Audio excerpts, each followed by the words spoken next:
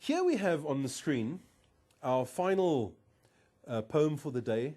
This is, of course, by John Milton, and where he's talking on he's discussing his own blindness. Now, here is an exceptional poem from one of the older poets, the senior poets. We know that this was written approximately 1644.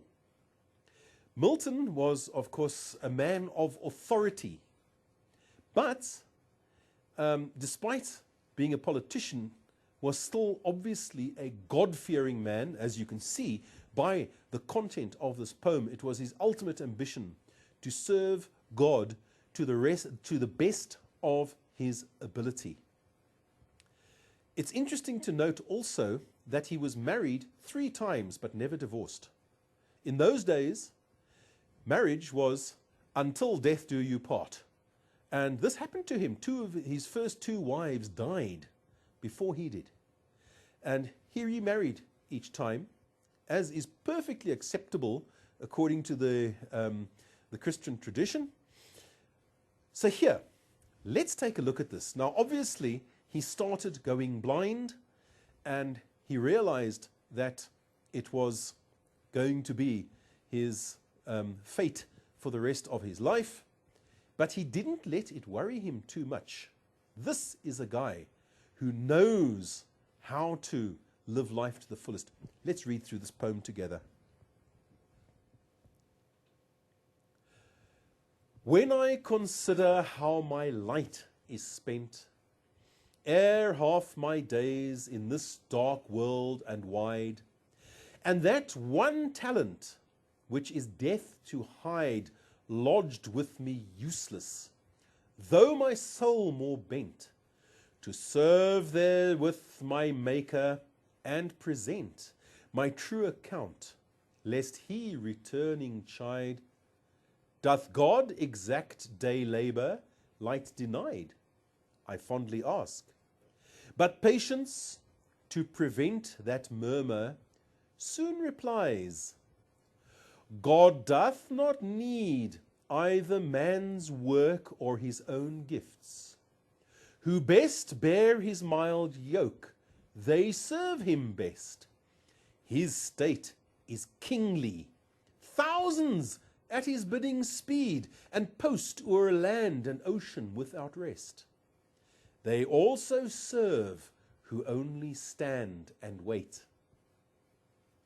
Magnificent words of comfort. Isn't that brilliant? Here is a guy who should be falling into despondency and saying, it's just not the case. I too am a blessed person who can serve God to the best of my abilities. Let's take a look at that. We haven't got too much time left, so we can't spend a vast quantity of time on this. But let's just go through the poem, which does contain, I know, some difficult and archaic words. So, starting from the beginning. Now, the first thing to consider is what type of sonnet this is. You have your octave here, and you have your sestet here. And, of course, the octave always presents a problem, and the sestet presents the solution. This is, therefore, an Italian or Petrarchan form of sonnet. But let's take a look at the content. When I consider how my light... Now, please note, he doesn't talk about how his life is spent, how his light is spent. Isn't that brilliant? So he knows that his vision is fading. Ere, before, there's your version of an example of an archaic word. Ere half my days in this dark world and wide. So his light is gone before he's finished half his days, right? In this dark world and wide. It's a big world when you can't see. And that one talent, which is sight, which is death to hide, which for most people would kill them, lodged with me, useless. He's lost his sight, or is losing his sight. And then he goes on to say, and though my soul more bent to serve there with my Maker, I want to serve God, he says, with that talent. and present my true account. He's got to give an account of himself. According to our belief as Christians, of course, we all stand before the throne of God one day, what we call the Great White Throne Judgment, to be judged. And the unbelievers are, of course, judged for their sins, and we, the believers, are judged according to the reward we will receive. Okay? And this is, of course, what Milton believed, as I do. Okay? But I stress that I am not telling you to believe this with me. You are free to choose to believe it with me. Revelation chapter 20. Okay.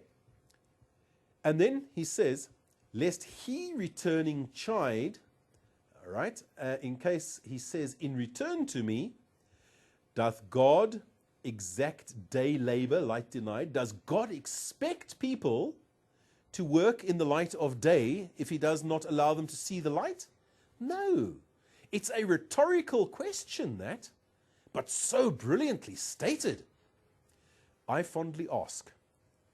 But patience, now please note here, patience, the personification, the capital letter makes this into a proper noun, and therefore patience is being treated as if it were a person. And patience to prevent. Excellent enjambment here. You see that this line does not end at the end of that line. The sentence continues from the octave into the sestet. You see that? Brilliant enjambment. And even though enjambment is being used there, you still have perfect rhyme. Ent. Ent. Okay. Let's move on. To prevent that murmur soon replies. And here is a philosophical lesson second to none. God doth not need either man's work or his own gifts. Isn't that brilliant? He says he doesn't need it. God is all powerful. What would he need?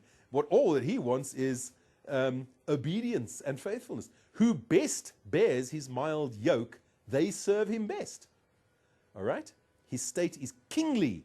Thousands at his bidding speed, and post o'er land and ocean without rest. God is a king. He's king of the universe, and he gives the orders, and thousands of people obey him. Right?